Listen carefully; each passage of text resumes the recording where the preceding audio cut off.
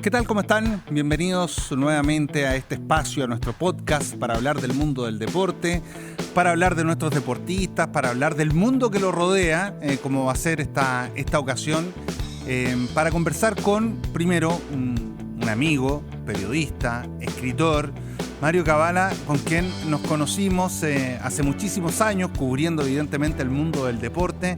Él estuvo abocado muchísimo tiempo al mundo del tenis, en la época dorada del tenis chileno, recorrió el mundo, dio varias veces la vuelta al mundo cubriendo a los tenistas nacionales y es coautor de este libro que tengo acá en la mano, que es Enviado Especial, que lo hizo junto a Rodrigo Hernández, otro connotado periodista y colega, que recoge historias de periodistas deportivos. Por eso invitamos a Mario para hablar de lo que sentimos, si lo hablábamos antes de empezar este capítulo, de un mundo que está en extinción sobre el periodismo deportivo, de algo que parece simplemente irse quedando en los recuerdos y que solo aflora ahora gota a gota o cada cierto tiempo, que es que los enviados especiales estábamos en todas partes, cubríamos a nuestros deportistas, viajábamos por el mundo y teníamos la fortuna de ser testigos privilegiados de los grandes eventos deportivos. ¿Cómo estás, Mario? Gracias por recibir esta invitación.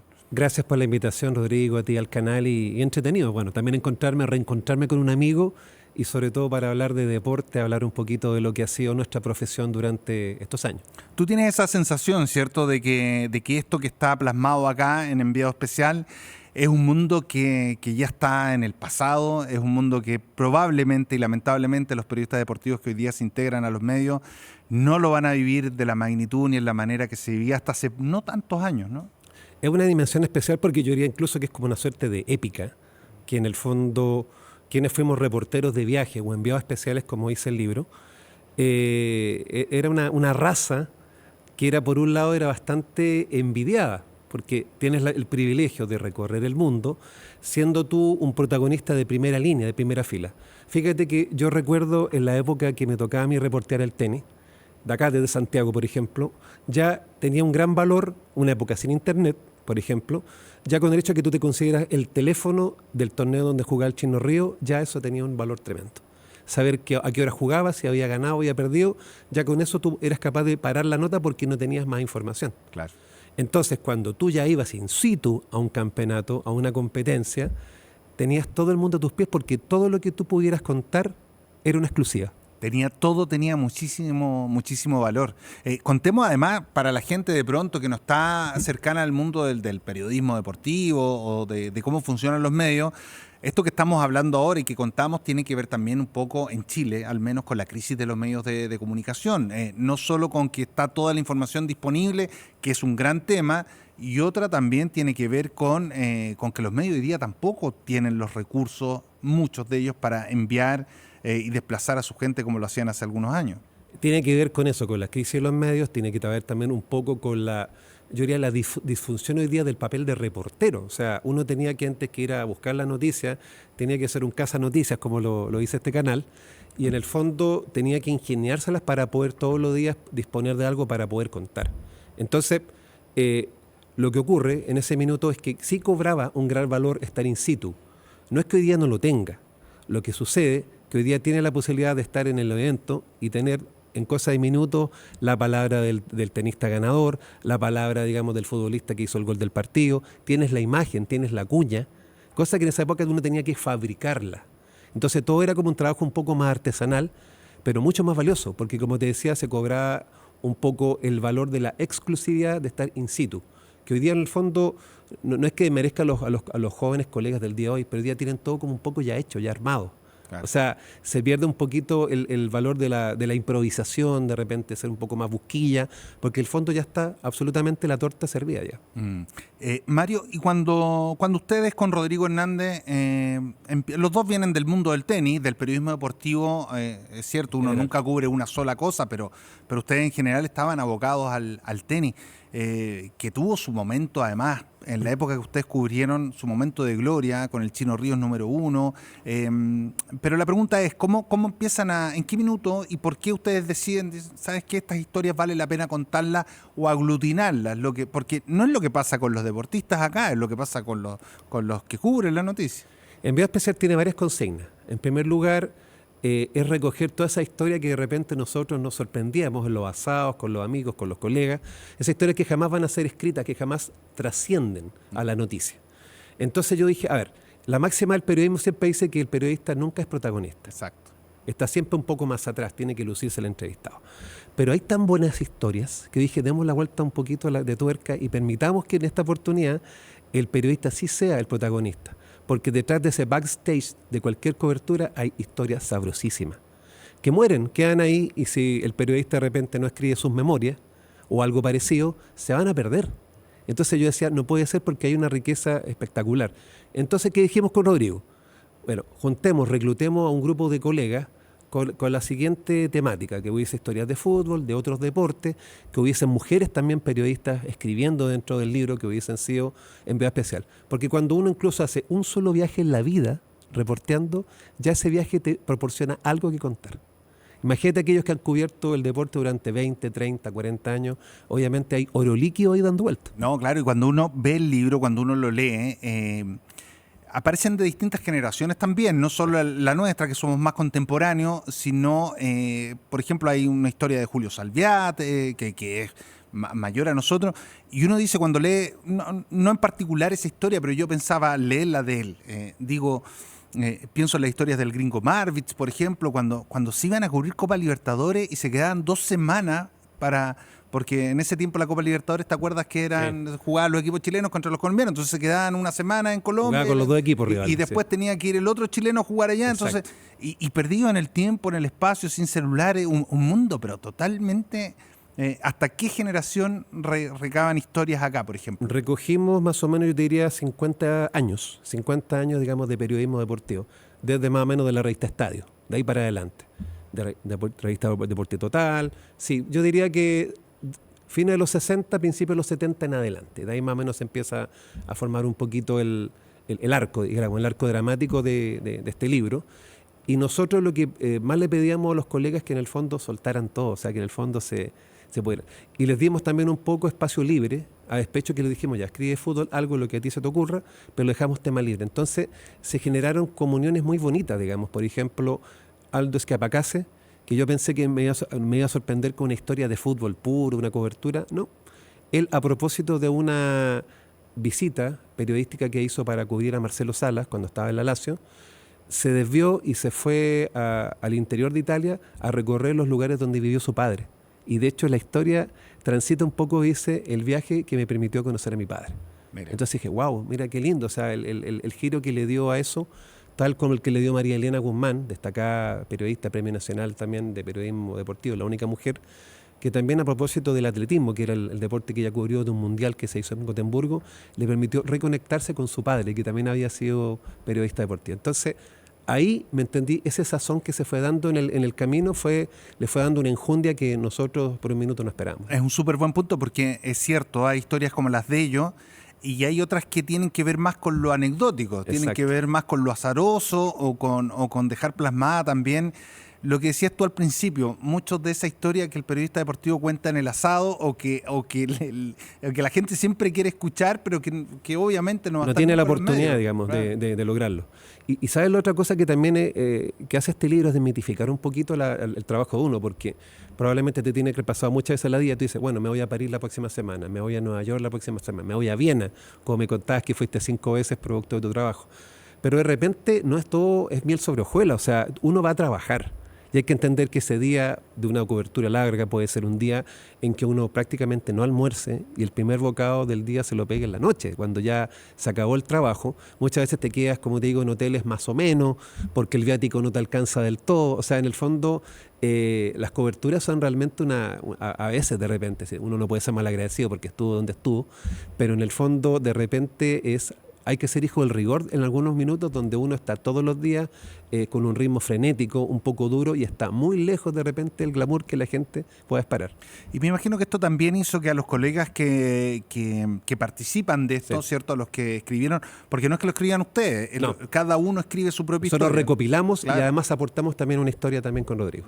Ya, y en ese ejercicio uno dice también, de pronto uno se va quedando con las coberturas, no sé, puede decir, ya estuve en tal evento, en tal mundial, en tal juego olímpico, sí, yo vi a Bolt ganar las medallas acá, allá, pero uno también empieza a perder esa cuestión más fina. Por ejemplo, nos tocó coincidir, por dar un ejemplo, en la Copa Davis de Eslovaquia. Sí, pero viajamos muy cercano al 11 de septiembre del ataque a las Torres Gemelas. Yo recuerdo que en esa Copa Davis, cuando llego cuando aterriza el avión, habían tanquetas en Frankfurt, que fue la primera. Y era un mundo que se estaba preparando para la Tercera Guerra Mundial. Y lo cuento porque uno va perdiendo la percepción de lo que ocurrió. Después te quedas claro con la Davis, que fuimos y donde perdió el Chino Ríos con Carol Cuchera y no sé qué. Pero hay todo un mundo que está ahí y que ustedes logran, me imagino, a través de esto, volver a que el periodista despierte esas cosas que a lo mejor van quedando muy olvidadas. Y despertar ese alma de que uno es reportero nato, o sea, sin apellido. Uno por casualidad, por la coyuntura, es periodista deportivo en ese minuto, pero en el fondo uno es un todoterreno. O sea, recojo un poco lo que tú contabas del ataque a las Torres Gemelas, a propósito de una Copa Davis que hice el 97 en la India, que justo coincidió con la muerte de Lady Di y de la Madre Teresa de Calcuta. Yo estaba en la India en ese minuto. Y solamente por horas no viajé al funeral de la Madre Teresa de Calcuta, pero sí tuve que hacer algo con Lady Di en Egipto, porque Dodi Al-Fayed, que era su pareja en ese minuto. Entonces, en ese minuto, me cambié el sombrero de periodista deportivo y me puse el sombrero del periodista, en ese minuto, no sé, de Varieté, periodista internacional, de lo que sea, para meter. Entonces uno también debe estar atento y preparado para que de repente las cosas cambien para otro lado. Mario, corre rápido el tiempo, vamos a hacer una pausa comercial y vamos a volver para seguir hablando de enviado especial del mundo del periodismo deportivo y también para darle como hombre especializado en tenis, también tenemos que hablar de lo que está pasando con el tenis, así que ya estamos de vuelta.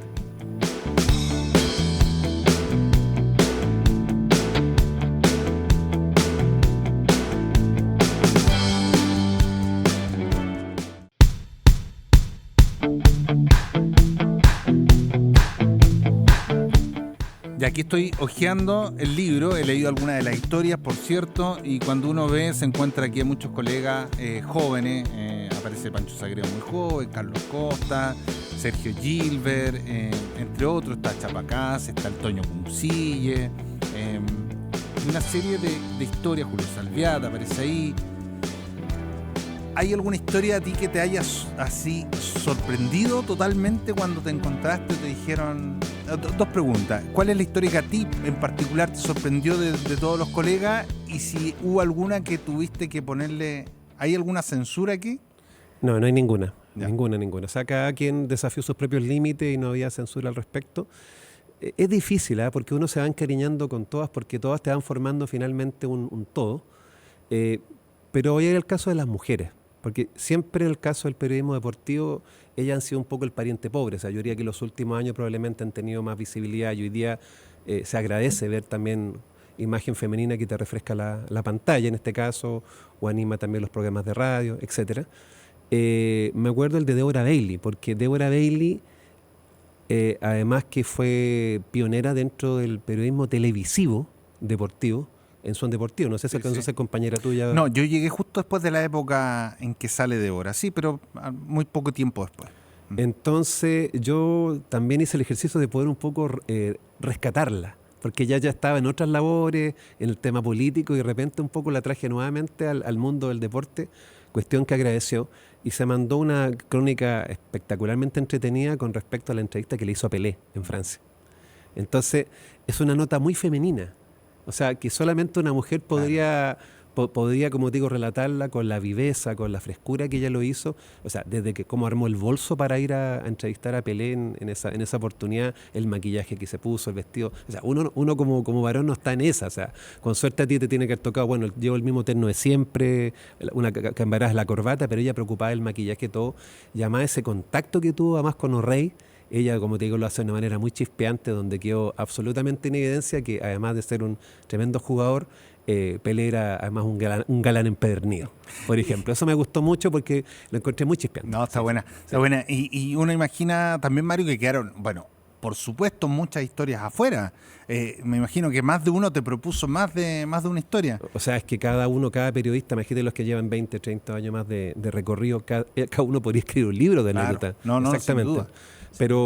Pero fíjate que lo entretenido fue que esta fue una convocatoria y de hecho tuvo un tono social también este libro, porque parte de algunas ganancias nosotros después lo destinamos a ollas solidarias en ese minuto. Qué lindo. Y yo te diría que de todos los que convocamos, de los 33 que escriben ahí, hubo una sola persona que me dijo que no.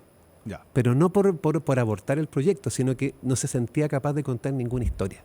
Y dije, pero fue un hombre que viajó mucho, pero no sé, me dijo, ¿sabes qué? No me siento capaz de contar ninguna. Perfecto, se le respetó la situación. No podemos revelar el nombre. No, ¿para qué? No, innecesario. Pero ahí están, como te digo... Y me imagino también que, bueno, uno siempre dice, los periodistas deportivos hablan de la familia del tenis. Hablemos acá de la familia del periodismo deportivo. Claro. Me imagino que algunos también, aquí es un mundo particular. Algunos se han quejado porque quedaron afuera o porque... Te cobran sentimientos, pero claro, el libro tenía una extensión finita, entonces... El libro no sé cuánto estará costando hoy día, pero debe estar entre los 15.000 y 16.000 pesos. Si le ponemos obviamente a 20 personas más va a subir el valor, va a subir, como te digo, el valor del papel, todo. Entonces, porque hay tantas historias como Ego. Claro. Entonces me cobraron de verdad sentimientos, algunos, pero muy sentidos, muy molestos incluso algunos. Chuta. Pero bueno, ¿qué le vamos a hacer? Entonces la única manera de poder dejarlo más tranquilo es decir que el primer libro le fue muy bien y que podamos sacar un enviado especial 2.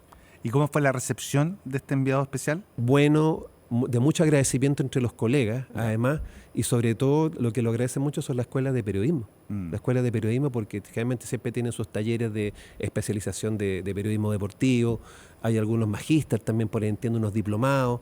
Entonces lo ocupan como material de trabajo, o sea, finalmente para ponerse un poco en los zapatos de lo que han sido finalmente los valiosos enviados especiales que traen la noticia, cuentan la historia y que han un poco configurado todo como te digo, esta enjundia, digamos, del periodismo deportivo de los últimos 50 años. Déjame una más con el libro, mira que lo tengo acá. Es un dibujo, pero me imagino que ese dibujo, que eres tú, subiéndote a un avión.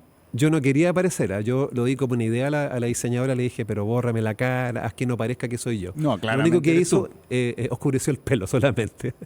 no me dejó pelirrojo, pero bueno. No te dejó pelirrojo. Pero la foto era como un poquito pero te dejó el pelirrojo en la polera. Y le puso la credencial ahí todo el cuento. Sí. Pero esa es una foto de algún momento en particular, ¿es real? Sí. ¿A dónde ibas ahí? Esa foto fue un viaje a Isla de Pascua. Isla de Pascua, sí, exactamente. Mira. Ahí fue un poquito más turista que periodista, digamos, de trinchera en ese caso. Que enviado especial. Mario, nos ha sorprendido naturalmente todos los que estamos inmersos en el mundo del deporte, lo que ha ocurrido con el tenis. Sí. El otro día las noticias lo decían, en la medida que más uno ve, porque en las noticias hemos repetido 1000 veces la imagen, mientras más uno ve la imagen de Sisu Berg con Cristian Garín, aunque uno no esté inmerso absolutamente en el mundo del tenis, es una rareza total. Todo lo que ocurrió ahí es de un nivel de... Yo no... Mira, para no darle el peso moral, pero al menos es una rareza, es atípico, pero absolutamente, por donde uno lo mire. Nunca me había tocado algo similar, pero tengo súper clara mi posición al respecto. O sea, creo que en el fondo la imprudencia siempre se tiene que pagar y se tiene que castigar. Y en este caso, Bergs fue absolutamente imprudente.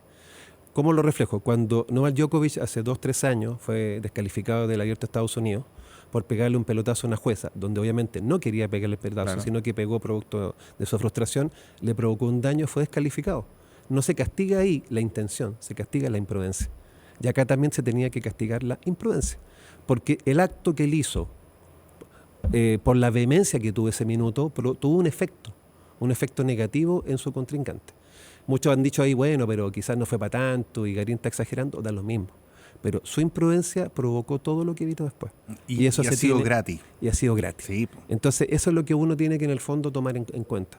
Uno se tiene que hacer responsable de sus actos. Si tú vas en el auto, en la calle, y vas mirando el celular y se atraviesa de repente una señora, un niño, y lo atropella y lo dejas lesionado o le quitas la vida, es tu responsabilidad.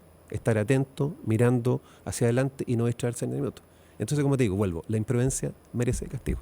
Sí, a mí me queda una amarga sensación. Si uno lo junta, podrás decir tú, si hay que juntar peras con manzanas, pero yo junto lo que pasó con el castigo a Sinner también, estos 3 meses acordados.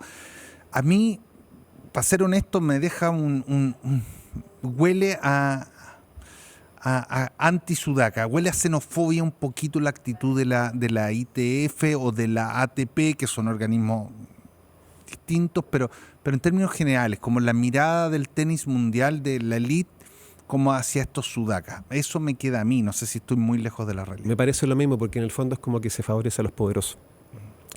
Recuerdo en la época del Chino Ríos, por ejemplo, que cada vez que se hacían los controles antidoping, siempre había un manto de duda con respecto a qué pasaba con los exámenes de doping de los estadounidenses. Y en ese sentido siempre se dijo que Agassi, se comentaba en esos tiempos que Agassi era ultra favorecido. Nosotros no tenemos mucho, en el tenis por lo menos, a diferencia del fútbol, donde Brasil y Argentina han sido potencia histórica, ahí sí hubo peso, incluso, bueno, Grondona, que era en algún minuto vicepresidente de la FIFA, sí, tenían Avalanche, imagínate, que fue un presidente de muchos años, ahí sí había peso, en el tenis no es tanto.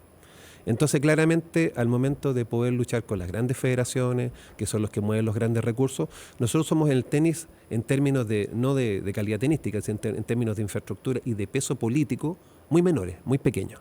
Entonces, un poco dejan ellos que un poco uno aletee, haga cosas, pero obviamente que hay cosas que son absolutamente incomprensibles. O sea, tú mencionabas el caso de Jack Sinner, que él llegó a consensuar su castigo. O sea, ¿en qué parte del mundo uno negocia con la autoridad su castigo?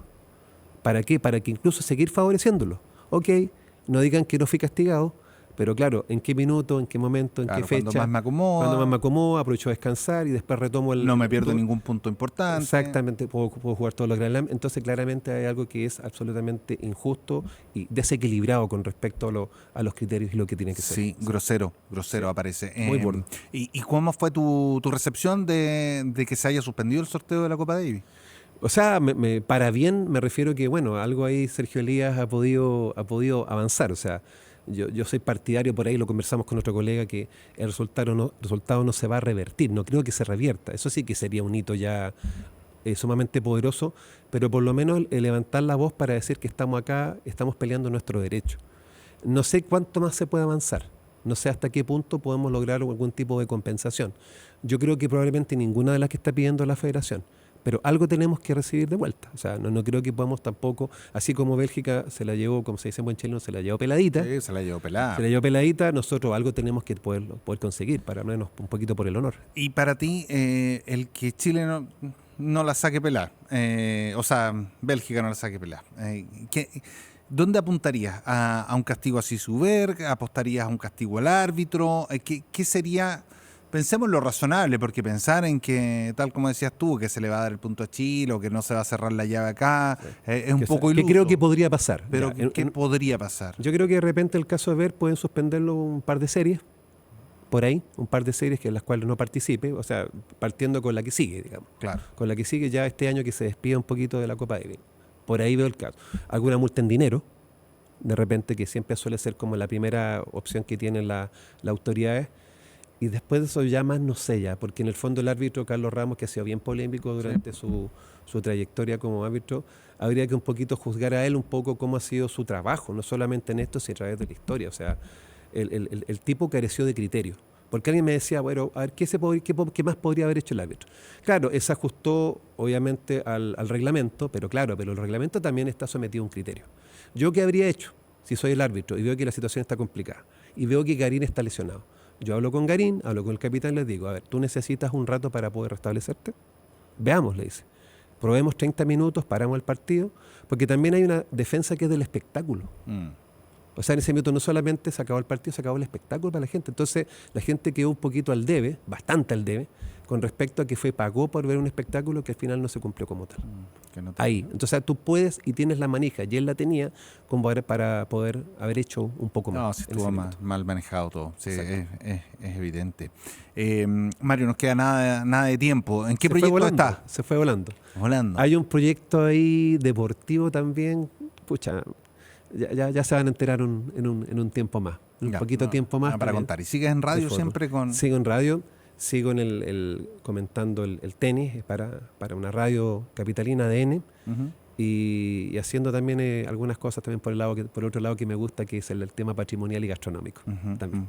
Gracias, Mario. Se nos pasó volando el tiempo, pero valía la pena hablar todo este tiempo de lo que ocurrido con Enviado Especial y también del mundo del tenis, como lo hicimos acá, con un amigo, un hombre al que queremos hacer la segunda parte. Compartir cobertura. Queremos hacer la segunda parte. Muy bien. Ahí estaremos aquí, espacio abierto para que venga a contar con Rodrigo Hernández de todo esto. Bueno, nos vamos a reencontrar como siempre la próxima semana con nuestros invitados acá en el podcast, el momento donde hablamos del deporte y podemos también conversar en profundidad con todo lo que rodea a esta actividad que tanto nos apasiona. Así que hasta la próxima, un abrazo grande para todos, que estén muy bien.